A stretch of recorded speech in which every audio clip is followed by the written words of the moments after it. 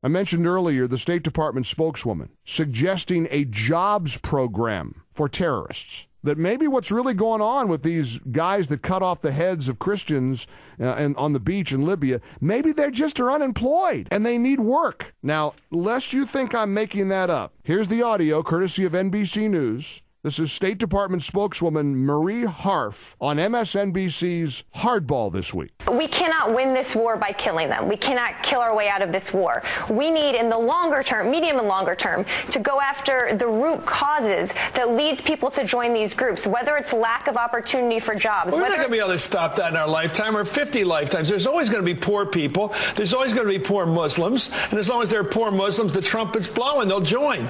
We can't stop that, can we? We can work with countries around the world to help improve their governance. We can help them build their economy so they can have job opportunities for these people. Twice she said job opportunities. Before he cut her off, before Matthews cut her off, she talked about job opportunities for these people. Do you remember, are you a long-term enough listener to this show? Do you remember the young woman from Denver who called me shortly after 9/11 and said that we probably were to blame for 9/11? And she'd like to know what we did. She wants to explore what we did to make the terrorists, those hijackers, mad at us. Are we giving them opportunities? What are we doing? Are we oppressing them? I'll never forget that call. I'll take that with me to the grave. And this is a State Department spokeswoman. So then she goes from MSNBC to CNN. Here she is with Wolf Blitzer, doubling down on this idea of a jobs program for terrorists. So you suggested that maybe if you find these young men jobs, they might not become terrorists, right? Well, I think that's a gross oversimplification.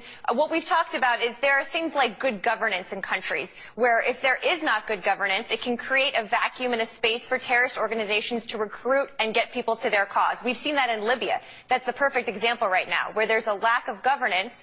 You've had young men attracted to this terrorist cause. We cannot kill every terrorist around the world, nor should we try. How do you get at the root causes of this? It might be too nuanced an argument for some, like I've seen over the past 24 hours, some of the commentary out there, but it's really the smart way that Democrats, Republicans, military commanders, our partners in the Arab world think we need to combat. It may be a little nuanced, huh? Yeah, I'm going to agree. Maybe you're too nuanced for me, lady. That could be the understatement of the century. We can't kill every terrorist, nor should we. That is a State Department spokeswoman on CNN.